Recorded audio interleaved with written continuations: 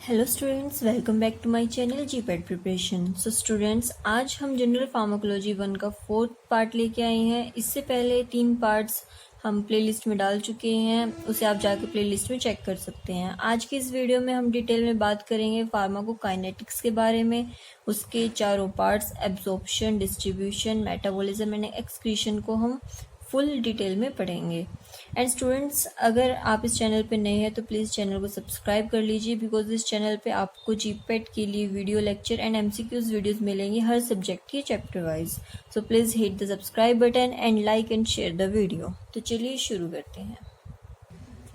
So student, सबसे पहले हम देखते हैं फार्माकोकाइनेटिक्स। फार्माकोकाइनेटिक्स क्या होता है? What the body does to the drug.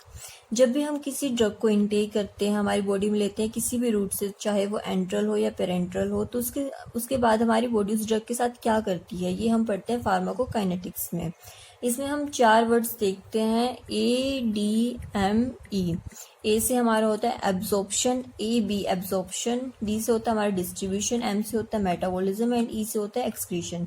जब भी हम किसी ड्रग को लेते हैं तो सबसे पहले उसका एब्जॉर्प्शन होता है हमारी बॉडी में। एब्जॉर्प्शन का मतलब होता है कि उस ड्रग का हमारे ब्लड के अंदर डिसॉल्व होना, उसका डिसोल्यूशन होना, हमारे ब्लड तक उस ड्रग का पहुंचना थ्रू GIT या फिर किसी भी डायरेक्ट रूट से भी जा सकती है वो, या फिर हमारे GIT से होके वो जा सकती है। उसके बाद उसका होता है डिस्ट्रीब्यूशन। डिस्ट्रीब्यूशन यानी ब्लड से उसे डिफरेंट ऑर्गन्स, टिश्यूज और सेल्स तक पहुंचाना। ब्लड ही ये काम करता है, उसे हमारे डिफरेंट बॉडी पार्ट्स तक लेके जाता है ड्रग को, जहाँ पे उसका एक्शन चाहिए होता है हमें, उसे बोलते हैं हम डिस्ट्रीब्यूशन। उसके बाद नेक्स्ट है हमारा मेटाबॉलिज्म। मेटाबॉलिज्म होता है उस ड्रग को किसी भी अदर फॉर्म में कन्वर्ट करना, या वो एक्टिव फॉर्म हो, इनएक्टिव फॉर्म हो, उसे मोर पोलर फॉर्म में कन्वर्ट करना ताकि उसका जो एक्सक्रीशन है वो इजीली हो सके, उसे बोलते हैं हम मेटाबॉलिज्म।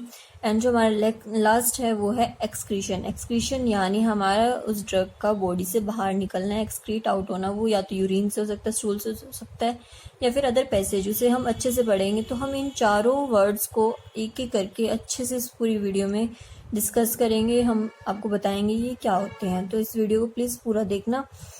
अब देखते हैं, हम इसमें सबसे पहले आता है हमारा एब्जॉर्प्शन। एब्जॉर्प्शन क्या होता है? एब्जॉर्प्शन हमारा, हमने बताया जैसे आपको कि कोई भी ड्रग लेते हैं, हमने ओरली उस ड्रग को लिया तो वो सबसे पहले क्या होगा, उसका हमारे जो इसोफेगस है उसके थ्रू वो स्टमक तक जाएगी। स्टमक में उसका डिसोल्यूशन होएगा, उसका डिसॉल्व होएगी, वो उसका डिसोल्यूशन होएगा। एंड उसके बाद वो क्या होता है, हमारे इंटेस्टाइन से होके, इंटेस्टाइन में हमारा सबसे ज़्यादा एब्जॉर्प्शन होता है और इंटेस्टाइन में वो हमारी एब्जॉर्ब होती है इन द ब्लड। तो ब्लड में उसको एब्जॉर्प्शन होना, उसे हम बोलते हैं एब्जॉर्प्शन।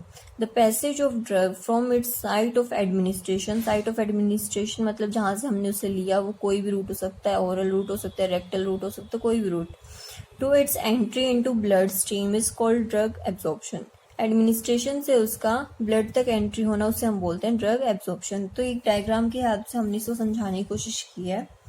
जैसे हमारी ये कोई भी ओरल टैबलेट है या फिर कोई भी पेरेंट्रल हमारा लिक्विड है, टैबलेट हो या फिर लिक्विड हो, कोई भी फॉर्म हो, वो जिसे हम ड्रग बोलेंगे, वो क्या होगा, किसी भी रूट से, वो रूट एंट्रल भी हो सकता है, पेरेंट्रल भी हो सकता है, हमारी बॉडी में एंटर करती है। उसके बाद उसका एब्जॉर्प्शन होता है, सिस्टमिक सर्कुलेशन में पहुंचता है। सिस्टमिक सर्कुलेशन यानी उसका ब्लड तक पहुंचना, ब्लड में उसका एब्जॉर्प्शन होता है, तो उसे हम बोलते हैं एब्जॉर्प्शन। यहाँ तक ये हमारा एब्जॉर्प्शन हो गया। अब वो क्या होता है कि जब ब्लड में कोई भी ड्रग पहुंचती है, वो या तो फ्री फॉर्म में होती है फिर बाइंड फॉर्म में होती है। फ्री फॉर्म में अगर उसने प्रोटीन से बाइंड नहीं किया, जो हमारे ब्लड में प्रोटीन प्रेजेंट होते हैं, अगर उसने बाइंड नहीं किया तो यानी वो फ्री फॉर्म में है।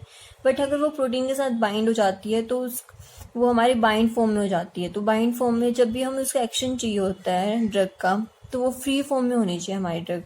अगर वो पहले से फ्री फॉर्म में है तो ठीक है, उसका डायरेक्ट हमें एक्शन मिल जाएगा। बट अगर वो बाइंड फॉर्म में है तो उसे हमें पहले फ्री फॉर्म में लाना पड़ेगा, उसके बाद उसका एक्शन शो होगा। तो ये हमारा पूरा प्रोसेस है एब्जॉर्प्शन का, कि कैसे एब्जॉर्प्शन होता है और कैसे वो ड्रग है फिर उसके बाद हमारा एक्शन शो करती है।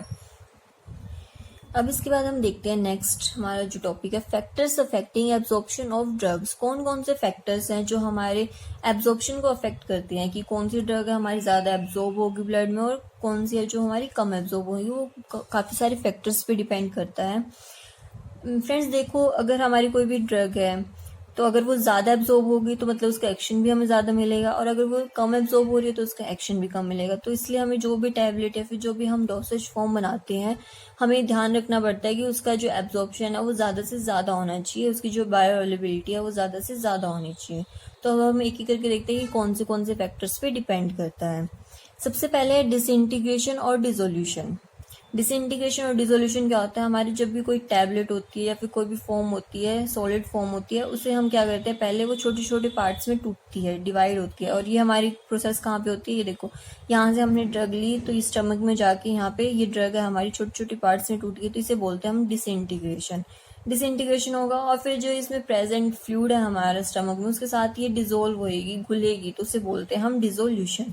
तो डिसइंटीग्रेशन और डिसोल्यूशन भी बहुत ज़्यादा इंपॉर्टेंट है, क्योंकि अगर हमारे डिसइंटीग्रेशन और डिसोल्यूशन ज़्यादा होएगा तो ये जो हमारी ड्रग है वो अच्छे से घुलेगी, और ये घुल के आगे हमारे इंटेस्टाइन में जाके अच्छे से एब्जॉर्ब होगी। क्योंकि आप देख सकते हैं कोई भी सब्सटेंस है जो वो छोटे पार्टिकल्स में होएगा, छोटे सब्सटेंस में होगा, तो उसका एब्जॉर्प्शन इजी होता है। बट अगर वो बड़े साइज का है, बड़े पार्टिकल्स हैं, तो उसका एब्जॉर्प्शन इतने अच्छे से नहीं हो पाता। और ये हमारे किस पे डिपेंड करेगा, जो भी हमारे जो फॉर्मुलेशन है उसके अंदर बाइंडर्स और अदर जो एडिटिव्स हम डालते हैं उन पे डिपेंड करेगा। अगर किसी भी हमने टैबलेट में बाइंडर्स बहुत ज़्यादा डाल दी हैं, बहुत ज़्यादा उसको हार्ड और सख्त बना दिया, तो क्या होगा, उसका डिसोल्यूशन है जो वो अच्छे से नहीं हो पाएगा और वो हमारा एब्जॉर्ब भी अच्छे से नहीं होगा। बट अगर हमने बाइंडर्स बहुत ही कम डाल दिए हैं कि वो हमारा पहले ही टूट गया, मुंह में ही पिघल गया या फिर कुछ हो गया उसका, तो उसका जो वो है वेस्ट हो जाती है वो मेडिसिन। तो हमें बाइंडर्स और जो हमारे अदर एडिटिव्स डालते हैं, जो हम एक्सीपिएंट्स यूज़ करते हैं किसी भी टैबलेट को बनाने में, तो वो हमें ध्यान रखना चाहिए कि वो सही क्वालिटी, सही क्वांटिटी में हो, ना ज़्यादा होने चाहिए और ना कम होने चाहिए। तो ये बहुत ज़्यादा इंपॉर्टेंट है कि हम बाइंडर्स हैं जो वो सही क्वांटिटी में ही डालें।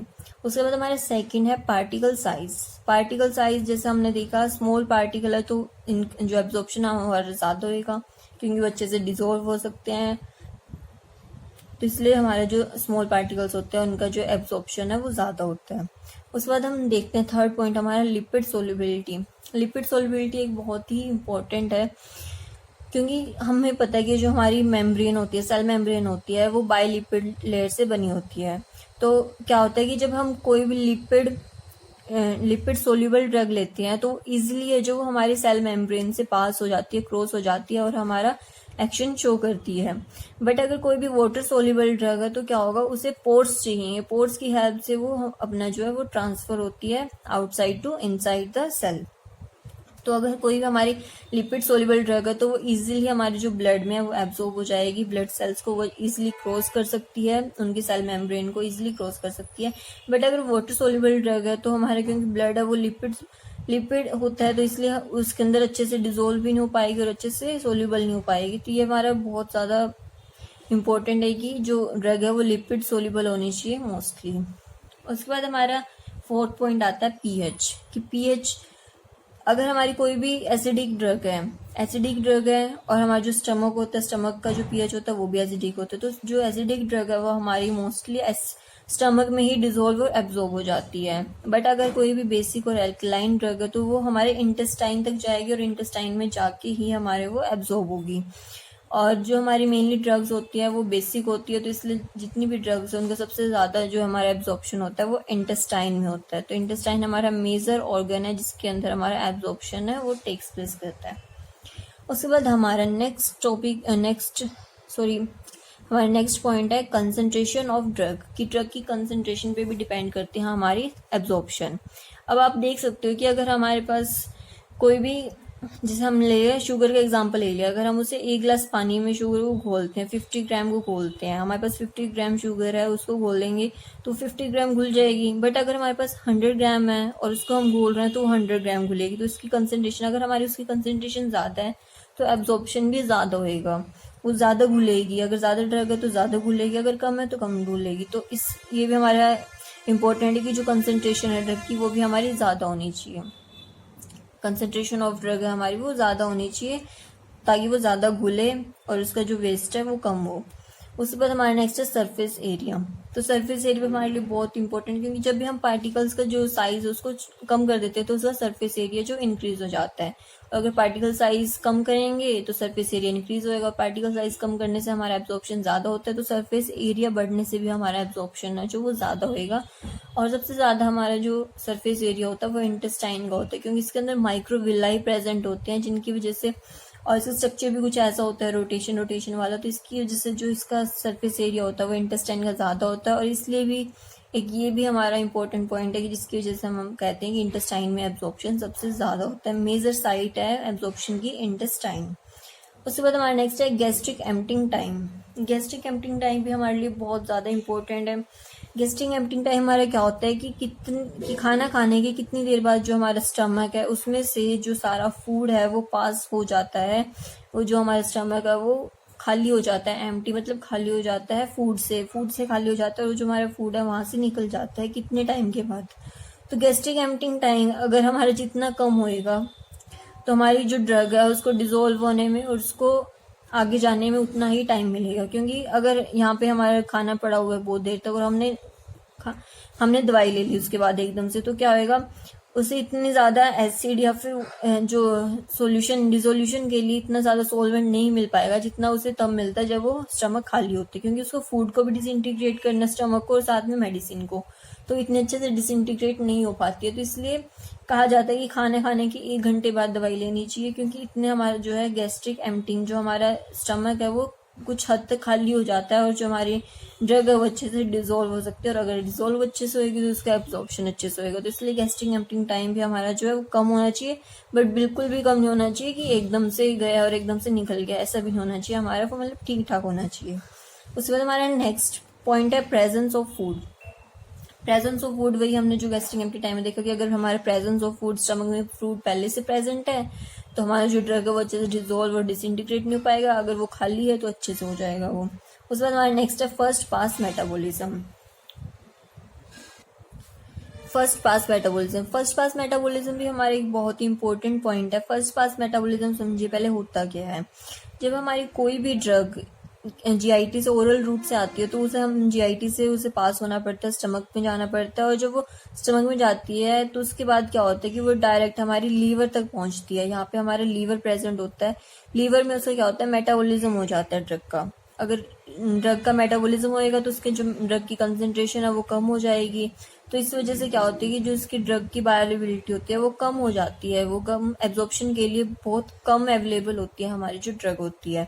तो जब भी हम ओरल रूट से लेते हैं तो उसका जो फर्स्ट पास मेटाबॉलिज्म से उसे जाना पड़ता है, गुजरना पड़ता है वहां से फर्स्ट पास मेटाबॉलिज्म, तो इसकी जो बायोअवेलेबिलिटी होती है वो कम हो जाती है। बट अगर हम सीधा आईवी से लेते हैं, आईवी रूट से जो भी हमारी सीधा उसको लेंगे हम आईवी रूट से, तो वो सीधा हमारे ब्लड में जाएगी, उसे किसी भी स्टमक से या फिर लीवर से होकर नहीं गुजरना पड़ेगा, वो डायरेक्ट हमारी ब्लड में जाएगी। तो इसलिए जो आईवी होती है उसकी बायोअवेलेबिलिटी हमेशा 100% मानी जाती है, इसी कारण से, क्योंकि उसका फर्स्ट पास मेटाबॉलिज्म नहीं होता, उसका बाईपास मेटाबॉलिज्म होता है, बाईपास हो जाती है, वो फर्स्ट पास मेटाबॉलिज्म से नहीं जाती है। तो यहाँ पे हमारा एब्जॉर्प्शन का कंप्लीट होता है। इसके बाद हम देखते हैं कि हमारी जो ड्रग है वो कैसे ट्रांसफर होती है सेल में, वो कैसे पहुंचती है, सेल मेम्ब्रेन को कैसे क्रॉस करती है, कौन से उसके मैकेनिज्म है ऑफ ड्रग ट्रांसपोर्ट, इसके बाद हम वो देखते हैं। तो एब्जॉर्प्शन में ही है हमारा ये topic, drug transport mechanism. Drug transport mechanism यानी जो हमारी ड्रग है वो रूट ऑफ एडमिनिस्ट्रेशन से हमारे ब्लड तक जो पहुंचती है, तो वहां से रूट ऑफ ब्लड हमारे स्मॉल इंटेस्टाइन से वो ब्लड में कैसे एब्जॉर्ब होती है, कैसे वो ब्लड सेल्स तक जाती है। तो हमें जब भी ब्लड सेल तक जाएगी तो उसे सेल मेम्ब्रेन से होकर गुजरना पड़ेगा। तो मेनली हम देखेंगे इसमें कि जो सेल मेम्ब्रेन है वो उसको कैसे पास करती है कोई भी ड्रग जो होती है। तो इसके एक बार डेफिनेशन लिख देते हैं कि ट्रांसपोर्ट क्या होता है। Movement of drug molecules from its site of administration to blood stream, site of administration से ब्लड स्ट्रीम तक उसका मूवमेंट ड्रग का, so that it may reach to its site of action, ताकि वो अपना एक्शन जो है वो शो कर सके via cell membrane. Cell membrane के थ्रू ही जो हमारा वो ट्रांसपोर्ट होएगा। तो हमारा जो मेम्ब्रेन ट्रांसपोर्ट होता है वो मेनली 2 टाइप से होता है, पैसिव डिफ्यूजन और एक्टिव ट्रांसपोर्ट। पैसिव डिफ्यूजन मतलब मूवमेंट हमारा जो डिफ्यूजन होता है वो मेनली होता है movement from high concentration to low concentration. किसी भी चीज का हाई कंसंट्रेशन से लो कंसंट्रेशन तक मूव करना उसे हम बोलते हैं डिफ्यूजन। और इसके साथ हमारा वर्ड लगा हुआ है passive, with the flow of. मतलब कि जैसे हमारा रिवर है, अगर रिवर जिस डायरेक्शन में जा रही है हम भी उसी डायरेक्शन में जा रही है तो हम उसके विद द फ्लो ऑफ है, और अगर हम उसके अगेंस्ट जा रहे हैं तो वो हमारा विद द फ्लो ऑफ नहीं होएगा। तो मतलब कि हाई कंसंट्रेशन से लो कंसंट्रेशन तक जाना उसी फ्लो में, उसे हम बोलते हैं पैसिव डिफ्यूजन। इसमें मेनली इसमें हम इम्पोर्टेंट क्या होता है कि इसमें हमारे कोई भी एनर्जी की रिक्वायरमेंट नहीं होती है, हम उसके फ्लो के साथ ही चल रहे हैं। जैसे हमारा जो फ्लो है, नदी का बहाव है, उसके साथ ही चल रहे हैं तो हमें एनर्जी की जरूरत नहीं पड़ती है। तो ये मेनली डिपेंड करता है हमारे कंसंट्रेशन पे सिर्फ। बट जो हमारा एक्टिव ट्रांसपोर्ट होता है वो क्या होता है कि हम उसमें लो कंसंट्रेशन से हाई कंसंट्रेशन में जाते हैं, मतलब नीचे से ऊपर जाना। अगर हम नदी के बहाव के विपरीत चलेंगे, उसके अपोजिट चलेंगे, तो हमें एनर्जी लगानी पड़ेगी, हमें अपनी जो आर्म्स है उनका फोर्स लगाना पड़ेगा आगे बढ़ने के लिए, तो इसलिए हमें एनर्जी की जरूरत पड़ेगी। तो ऐसी है इसमें कि हमें इसमें रिक्वायर होती है एनर्जी, और ये अगेंस्ट कंसंट्रेशन ग्रेडियंट होता है, फ्रॉम लो कंसंट्रेशन से हाई कंसंट्रेशन तक हम इसमें जाते हैं। अब पैसिव डिफ्यूजन में हमने एक डायग्राम की हेल्प से आपको समझाने की कोशिश की कि कैसे होता है। जैसे हमारा कोई भी, अब ये वाटर सोल्यूबल ड्रग है और ये एक लिपिड सोल्यूबल ड्रग है, बट ये हमारे पैसिव डिफ्यूजन से जा रहे हैं, हाई कंसंट्रेशन से हमारे लो कंसंट्रेशन की तरफ मूव कर रहे हैं, तो इन्हें कुछ भी किसी भी कैरियर या किसी भी एनर्जी की जरूरत नहीं पड़ेगी। जो लिपिड सोल्यूबल ड्रग है वो हमारा डायरेक्ट यहाँ पे पहुंच जाएगा एक्स्ट्रा सेलुलर से इंटर सेलुलर में, बट जो वाटर सोल्यूबल ड्रग है उसे पोर्स की हेल्प से पहुंच जाएगा, बट उसमें भी एनर्जी की जरूरत नहीं पड़ेगी, उसे सिर्फ पोर्स की जरूरत पड़ेगी वाटर सोल्यूबल ड्रग को। तो ये हमारा होगा पैसिव डिफ्यूजन। अब पैसिव डिफ्यूजन भी हमारा दो टाइप्स में आगे डिवाइड होता है। इसमें होता है सिंपल डिफ्यूजन। सिंपल डिफ्यूजन वही होता है movement of drug from high concentration to low concentration without any carrier. इसमें हमें कोई भी कैरियर की जरूरत नहीं पड़ती है, सीधा हमारा जो है वो मूवमेंट हो जाता है हाई कंसंट्रेशन से लो कंसंट्रेशन में। बट इसका सेकंड है फैसिलिटेटेड डिफ्यूजन। फैसिलिटेटेड डिफ्यूजन हमारा क्या होता है, इसमें हमें कैरियर की जरूरत पड़ती है, एनर्जी की जरूरत नहीं पड़ती। एनर्जी मतलब हमारा एटीपी होता है कि एटीपी की हमें जरूरत नहीं पड़ रही है, बट इसमें हमें एक कैरियर चाहिए होता है उसको ड्रग को बाहर से अंदर लाने के लिए। बट ये होता है, ये भी हाई कंसंट्रेशन लो कंसंट्रेशन है, इसलिए इसे हमें पैसिव डिफ्यूजन में रखना पड़ा है, क्योंकि होता तो हाई कंसंट्रेशन से लो कंसंट्रेशन में है, बट इसे सिर्फ एक कैरियर की जरूरत पड़ती है। तो इस डायग्राम से हम इसको समझने की कोशिश करते हैं। हमारा ये सेल मेम्ब्रेन है एक, और ये हमारा है कैरियर प्रोटीन। तो ये कैरियर प्रोटीन क्या करेगा, इस ड्रग को यहाँ से कलेक्ट करेगा और फिर ये अपनी जो शेप है उसको ओरिएंट कर लेगा, वो एकदम से चेंज हो जाएगा और इसका जो फेस है ये अंदर की तरफ आ जाएगा। जो हमारी ड्रग है वो अंदर पहुंच जाएगी, एक्स्ट्रा सेलुलर से इंटर सेलुलर में पहुंच जाएगी। ये हमारा कैरियर हो गया या फिर ड्रग ट्रांसपोर्टर हो गया। तो इसे हम बोलेंगे फैसिलिटेटेड डिफ्यूजन, जिसमें हमें कैरियर की जरूरत पड़ती है बट वो हाई कंसंट्रेशन से लो कंसंट्रेशन में जाता है। उसके बाद हम ये एक्टिव ट्रांसपोर्ट देख लेते हैं इस डायग्राम की हेल्प से। इसमें क्या होता है कि हमें ड्रग ट्रांसपोर्टर्स की हेल्प होती है और साथ में हमें एनर्जी की यूज करनी पड़ती है, एटीपी से हमारी जो एडीपी में कन्वर्ट हो जाती है। जैसे हमने देखा यहाँ पे ये ड्रग ट्रांसपोर्टर है, ये ड्रग है हमारे एक्स्ट्रा सेलुलर में और यहाँ पे कंसंट्रेशन है जो ड्रग की कम है, हमें कम कंसंट्रेशन से हाई कंसंट्रेशन तक लेके जाना है। तो क्या होएगा, यहाँ पे एटीपी है जो वो यूज होएगी, एडीपी में कन्वर्ट होएगी, जिसकी वजह से ड्रग ट्रांसपोर्टर है उसकी जो ओरिएंटेशन है वो चेंज होएगी, उसका जो फेस है वो इस साइड आएगा और ये जो हमारी ड्रग है यहाँ से लो कंसंट्रेशन से हाई कंसंट्रेशन तक मूव होएगी। तो ये हमारा हो गया एक्टिव ट्रांसपोर्ट, जिसमें हमें जरूरत पड़ी एनर्जी की और अगेंस्ट द कंसंट्रेशन ग्रेडियंट था, ये लो कंसंट्रेशन से हाई कंसंट्रेशन तक हमने ड्रग को पहुंचाया। इसके एग्जाम्पल होते हैं हमारे जो ड्रग्स होते हैं जो एक्टिव ट्रांसपोर्ट करती है वो होती है लीवाडोपा और मिथाइल डोपा। ये बहुत ही इंपॉर्टेंट दोनों ड्रग्स हैं जीपेट पॉइंट ऑफ व्यू से भी और आपके अदर एग्जाम्स के लिए कि लीवोडोपा और मिथाइल डोपा वो कैसे ट्रांसपोर्ट होती है थ्रू एक्टिव ट्रांसपोर्ट। तो ये देख लेना, इसको याद कर लेना अच्छे से कि लीवोडोपा और मिथाइल डोपा इंपॉर्टेंट है। उसके बाद इसी में ड्रग ट्रांसपोर्ट में हमारी दो अलग टर्म्स आती है, एंडोसाइटोसिस और एक्सोसाइटोसिस। तो इन्हें देख लेते हैं हमें क्या होती है ये एंडोसाइटोसिस होता है cell membrane engulf the drug molecule. जब कोई भी सेल मेम्ब्रेन किसी भी ड्रग मोलिक्यूल को एनगल्फ कर लेती है, मतलब अपने अंदर ले लेती है, तो उसे हम बोलते हैं एंडोसाइटोसिस।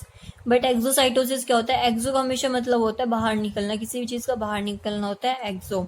तो एक्सो में क्या होता है कि कोई भी चीज अंदर है, किसी भी ड्रग मोलिक्यूल के अंदर है तो वो उसको उसको एक्सक्रीट आउट कर देगी, एक्सपेल कर देगी अपने अंदर से, वो चीज़ अलग हो जाएगी, तो उसे हम बोलते हैं एक्सोसाइटोसिस।